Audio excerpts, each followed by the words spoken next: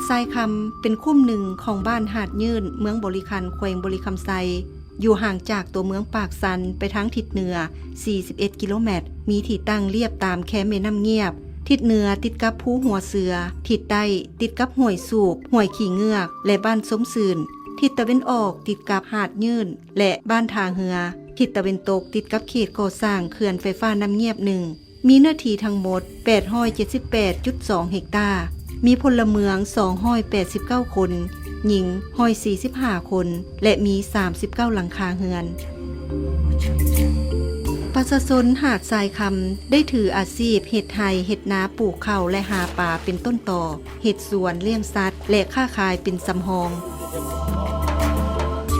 ทั่วบ้านมีเนื้อที่ทำการผลิตประเภทดินนา 33.76 เฮกตาร์ไร่ 60.6 เฮกตาร์และดินปลูกสร้างจำนวน 5.48 เฮกตาร์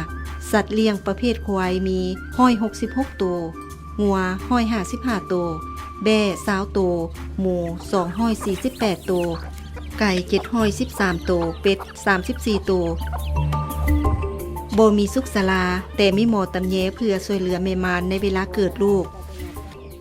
มีโรงเรียนมุลประถม1หลังป .1 หาป .3 เป็นห้องควบและมีครูสอน1 คนนักเรียนชั้นป .4 หาป .5 แม่นไปเรียนอยู่โรงเรียนประถมบ้านหาดยื่นห่างจากบ้าน4 กิโลเมตรชั้นมัธยมแม่นไปเรียนอยู่บอนอื่นเส้นเมืองเก่าและผาเมืองย้อนประชาชนส่วนหลายสนใจในการพัฒนาเศรษฐกิจและชีวิตการเป็นอยู่ของตนเองตามแนวทางนโยบายของภาคและรัฐเฮ็ดให้ชีวิตการเป็นอยู่ของเขาเจ้านับมื้อนับดีขึ้นโดยเฉลี่ยรายรับของพลเมืองได้$1,000 สหรัฐต่อคนต่อปีในปี 2014 บ้านหาดทรายคำก่อนการปลดปล่อยประชาชนได้ตั้งบ้านเรือนอยู่เขตยอดห้วยขี้เงือกและยอดห้วยสูบเป็นบ้านพื้นฐานของการปฏิบัติใกล้กับเขตแนวหลังของศัตรูย้อนแนวนั้นประชาชนจึงถูกไล่ล่าจากศัตรูและได้ย้ายไปตั้งถิ่นฐานอยู่เขตภูสามเหลี่ยมและภูวิ่งเกี่ยวไปโงมาหลายครั้งภายหลังปลดปล่อยประเทศชาติแล้วประชาชนได้มาตั้งถิ่นฐานอยู่บ้านภูหัวเสือในปี1993พรรคและรัฐบาลได้มีนโยบายเปลี่ยนแปลงใหม่หันเอาประชาชนที่ดำรงอาชีพอยู่ตามเขตผู้สูงและห่างไกลศอกหลีกให้ลงมาตั้งถิ่นฐานอยู่เขตทงเพียงเพื่อหันวิธีทำการผลิตแบบเลื่อนลอยมาทำการผลิตแบบคงที่และมีจุดสุ่มท่านเสียมไมซ่งได้นำพาประชาชนจำนวน13ครอบครัวมาตั้งถิ่นฐานอยู่เรียบตามแคแม่น้ำเงียบเขตหาดทรายคำหรือห้วยทรายคำแล้วจึงตั้งชื่อบ้านของตนเองว่าบ้านหาดทรายคำในปีเดียวกันนั้นอำนาจการปกครองแขวงบริคำไซก็คือเมืองบริคันได้มีทิศหันเอาบ้านน้อยโฮมเป็นบ้านใหญ่เวลาอนาสงครามนักนี่มันได้แตกอยู่ปูหงนี่มาอยู่ผู้เสียแล้วยังนึงอ่างเปาปี1977แล้วอ่างเปามีนะแล้วก็ได้มีไปอยู่เขาเจ้าอยู่น้ำพ่นอยู่ศพพ่นอยู่เขตพอดแล้วกลับขึ้นไปอยู่พุ่นไปเต้าห่มเท่านึงหลังจากแล้วหลังจากนั้นเขายึดอำนาจแล้วก็กลับขึ้นมาแล้วเพราะเลยว่านี่ก็ย่าเฮาก็เคยอยู่ท้องถิ่นนี่แล้วพอแม่ก็พามาอยู่ท้องถิ่นนี่แล้วเฮากลับขึ้นไปอยู่ท้องถิ่นนี้เพื่อส่งนาก็ไม่นาอันเดี๋ยวนี้นี่เขาดุนี่แหละกลับขึ้นไปศึกนาที่นี้ดังนั้นบ้านหาดทรายคำจึงได้โฮมเข้าเป็นบ้านหาดยื่นแล้วเอิ้นว่าบ้านหาดยื่นคุ้มหาดทรายคำคุ้มหาดทรายคำนี้มันถูกยกย้ายมาตั้งอยู่ในปี1993โดยอิงตามแนวทางนโยบายของพรรครัฐที่ให้ประชาชนลงมาจากภูดอยลงมาอยู่ทงเพียงเพื่อซอกบ่อนทำการผลิตที่ให้แล้วก็อยู่ให้มั่นคง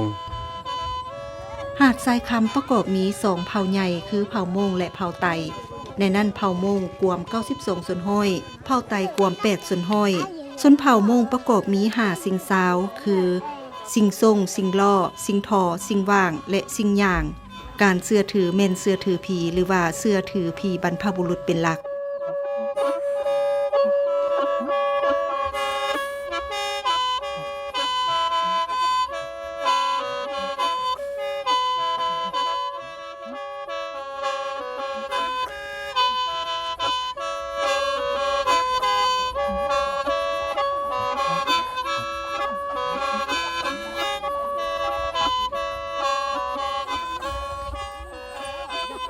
ด้านวัฒนธรรมและฮีตของประเพณี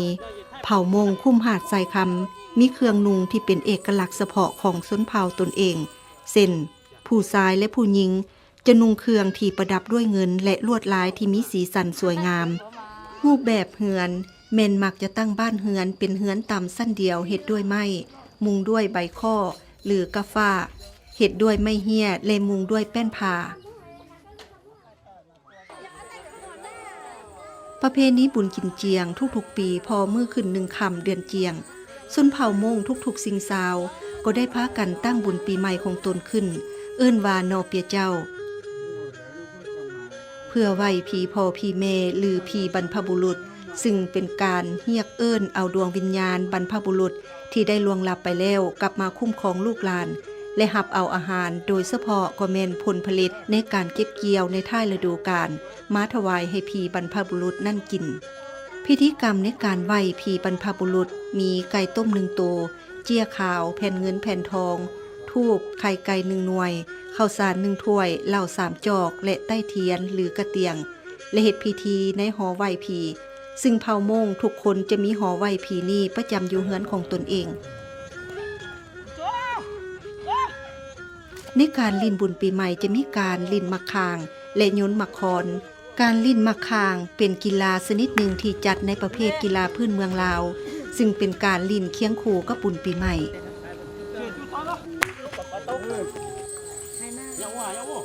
มักคอนเป็นการลิ้นมวลซืนของครูบ่าวสาวเพื่อเลือกคู่ครองตามการเชื่อถือในสมัยก่อนว่ามีลูกสาวเศรษฐีคนหนึ่ง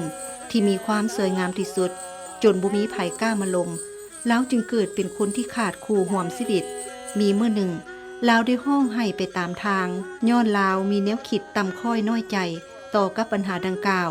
ลาวจึงได้ไปพบพ่อเฒ่าคนหนึ่งพ่อเฒ่าจึงได้แนะนำแล้วว่าให้ยิบผ้าเป็นหน่วยมนพอฮอดมื้อขึ้น1ค่ำเดือนเจียงให้พ่อเจ้าเรียกเอิ้นเอาซ้ายหนุ่มทงผ้าอาภรณ์มาหับเอาลูกมักคอนถ้าผู้ใดหับได้จะได้เป็นคู่ครองของเจ้าฉะนั้นทุกๆปีในบุญกินเจียงบ่าวสาวจะนุ่งเครื่องประดับด้วยเงินคำมาลิ่นโยนมักคอนเพื่อเลือกคู่ครองของตน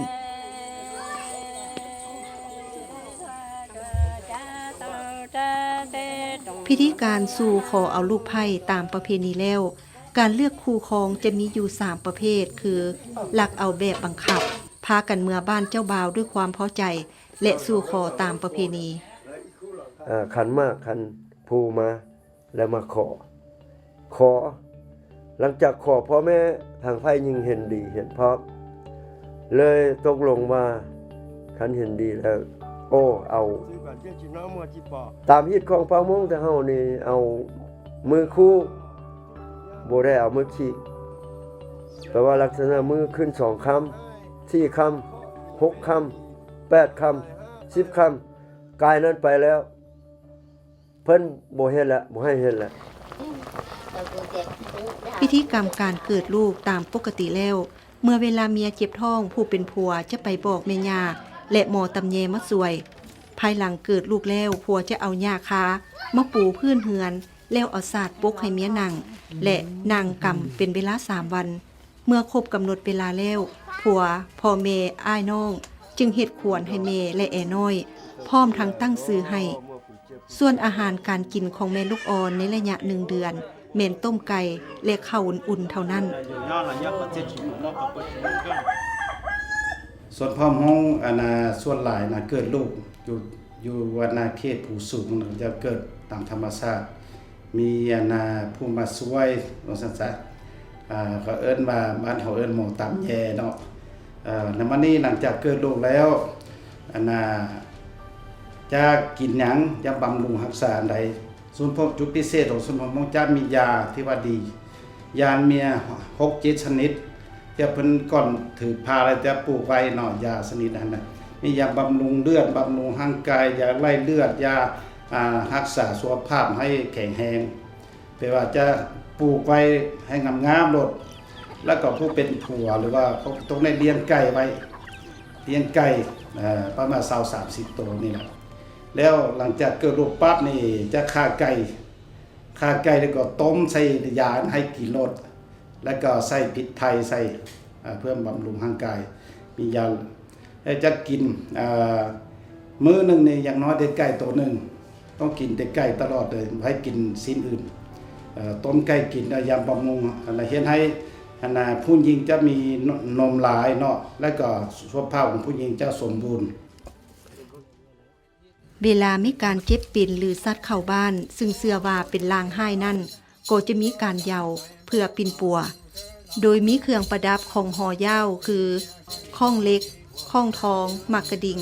เข่าควายไว้เสียงคาถาและดาบเป็นเครื่องอุปกรณ์นำใช้ในพิธีกรรม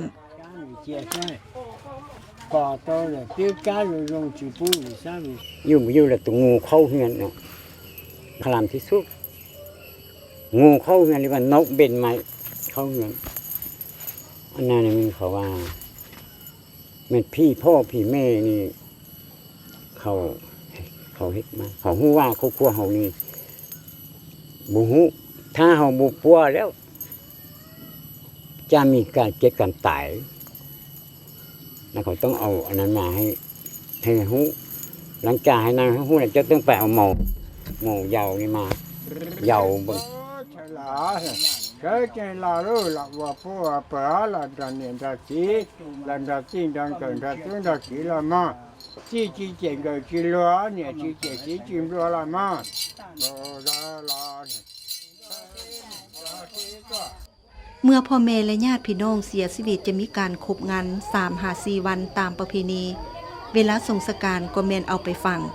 ป่าซามูหันต่างจากภาคส่วนอื่นเนาะเชื่อถือว่าต้องไม่ไปฝังก่อนที่ว่าปลอดภัยแล้วก็บ่มีการทำร้ายต้องรักษาแล้วก็แต่ละปีจะมาบูชาอยู่หั่น พอวงพวกเฮาเลยมันสำคัญที่สุดเลยมันเรื่องผีตายเนาะการตายก็ลุ่มการตายนี่มันเขาเห็นง่ายหรือว่าอันน่ะเรื่องการตายเนี่ยมันหรือว่าเฮาไปเอาเพื่อเขามาเนาะแล้วคือว่าในมื้อใดมื้อนึงเขาเท่าหาเต้าหาเก้บ่หรือว่าเขาตายนี่แม้ว่าเขาต้องเฮ็ดของต้องได้เฮาต้องได้ไปเอิ้นเอาไฟอันน่ะพี่น้องไฟยิงนี่ผู้นั้นมาข้างงอตัวนั้นให้อันน่ะคนเขาที่เขาเอามาเครื่องมือทำการผลิตที่เป็นเอกลักษณ์เฉพาะประกอบมีคกมองหรือคกตำเข้าเป้ผ้ามีดผ้าคอจกส่วนตาลเกียวเครื่องแต่งกินในครัวเฮือนง่าวและหน้าเก็กเป็นเครื่องมือลาเนื้อและอาวุธป้องกันตัวเครื่องดนตรีพื้นเมืองของชนเผ่ามงประกอบมียาหรือตึนซอปีแคนและเป่าใบไม้อุปกรณ์ดังกล่าวแม่นนำใช้ประกอบเข้าในการมวลซืนของบุญประจำปีและพิธีกรรมต่างๆ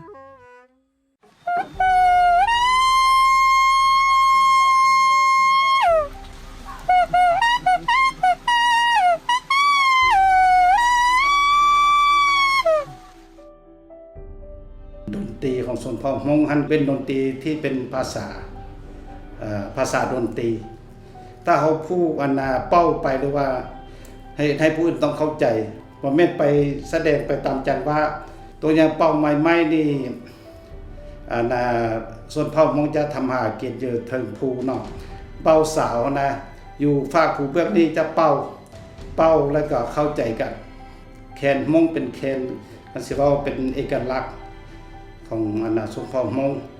แคนนี่เวลาเป้ามันก็เป็นภาษาแคนแต่ว่าอันน่ะแคนมีหลายแบบเนาะแบบหนึ่งเป้าม่วนซื่นในยามปูนนี่จะมีภาษาของอันน่ะของแคนสะพอมม่วนซื่นในยามบุญ กินเจียนบ่หรือว่าบุญต่างๆนี่เป็นภาษาหนึงต่างหากมันนี่แคนเสียงแคนไปส่งดวงวิญญาณนี่จะมีจะมีคำกรที่คำกรส่งดวงวิญญาณของผู้ล่วงลับไปสู่ปุญญาตาทวดและก็มีแคนดนตรีแคนเกี่ยวกับเป้าเวลาเฮ็ดผีเต้าหรือว่ากินทานให้ผู้ล่วงลับหั่นก็มีต่างหากแปลว่าเป็นคำกรต้องเรียนเป็นคำกรแล้วจะมาเป้าไปตามคำกรหั่น หาดทรายคำก่อนหน้านี้ชีวิตการเป็นอยู่ของประชาชนเมนบ่ทันได้รับการพัฒนาเท่าที่ควรการคมนาคมก็อาศัยทางยางและทางรถเลนได้เพียงแต่ละดูแลงอาศัยแต่ทางน้ำเป็นบ่อนลำเลียงสินค้าและการไปมาเวลาเจ็บเป็นก็พบความยุ่งยากน้ำกินแม่น้ำหาบมาแต่น้ำเงียบห้วยทรายและตรงน้ำฝนเลี้ยงสัตว์แบบป้าปอยดั้งเดิมประชากร32ชนห้อยกึกหนังสือโดยเฉพาะมันมียิง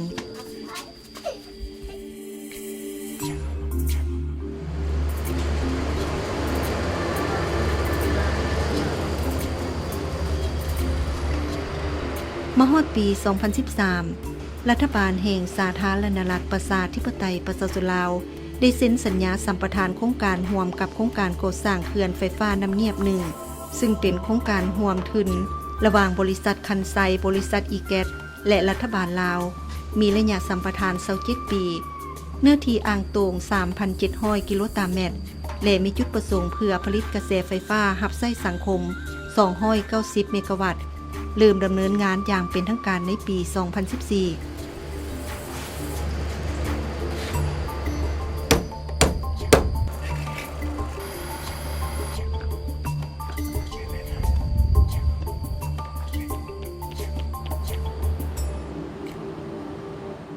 หาดทรายคำก็เป็นบ้านหนึ่งที่นอนอยู่ใน33บ้านที่ได้รับผลกระทบของโครงการ6เมืองของแขวงบริคำไซไซสมบูรณ์และนครหลวงเวียงจันทน์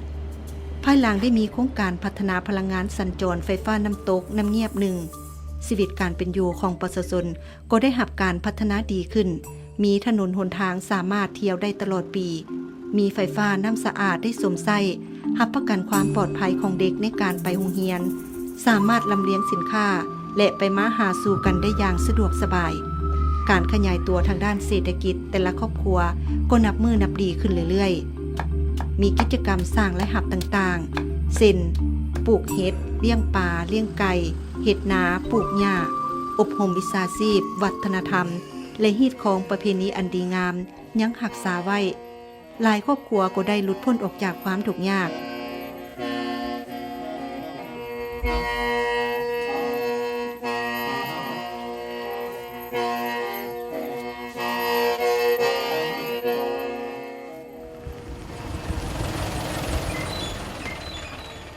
เวลาเจ็บเป็นก็สามารถไปใช้บริการอยู่ห้องหมอเมืองบริคัน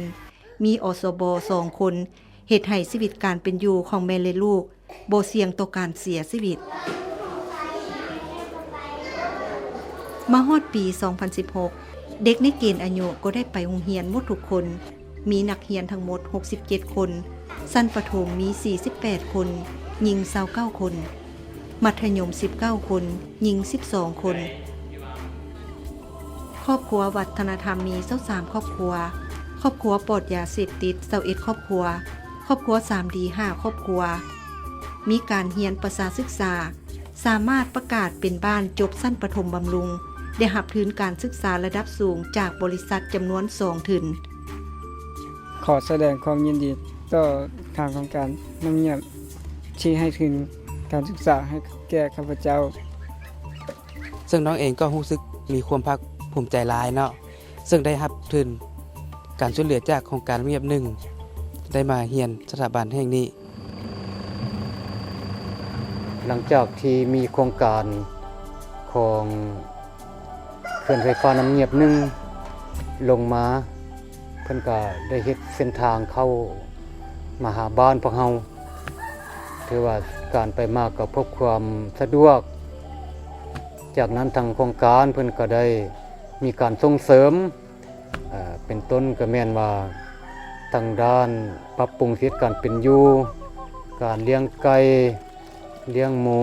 เลี้ยงปลาหลายๆอย่างเฮ็ดให้ประชาชนมีรายได้หลายขึ้นแล้วก็มีแรงงานที่ทางโครงการเพิ่นได้รับเอาไปเฮ็ดเวียกนำทางบริษัทเพิ่น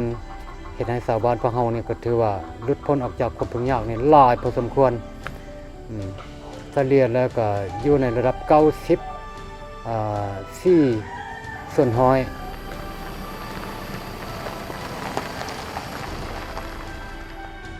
ในเบื้องของการอพยพจัดสรรบ่แม่นแต่เฉพาะบรรดาทรัพย์สินวัตถุที่ประเมินค่าได้ของบรรดาประชาชนที่ถูกกระทบเท่านั้นที่จะได้โยกย้ายจัดสรรเข้ามาอยู่ในหมู่บ้านจัดสรรแห่งนี้ทั้งนี้จะต้องรวมเอาบรรดาศิลปะวัฒนธรรมกีดครองประเพณีและความเชื่อศาสนาของเปิ้นซึ่งได้สืบสานมาอย่างยาวนาน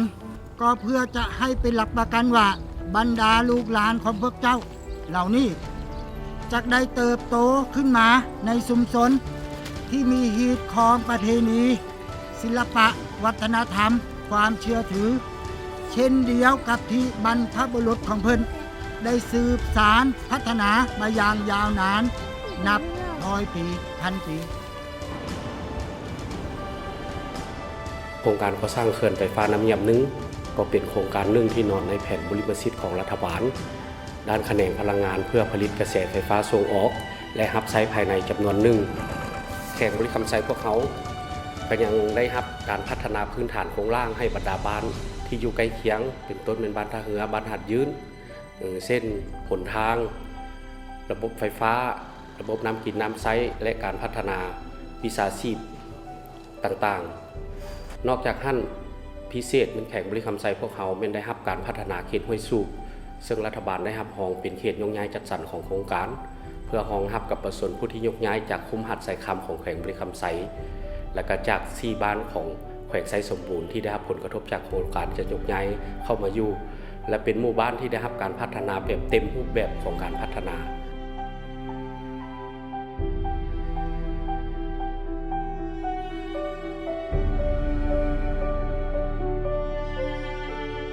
我摸绳。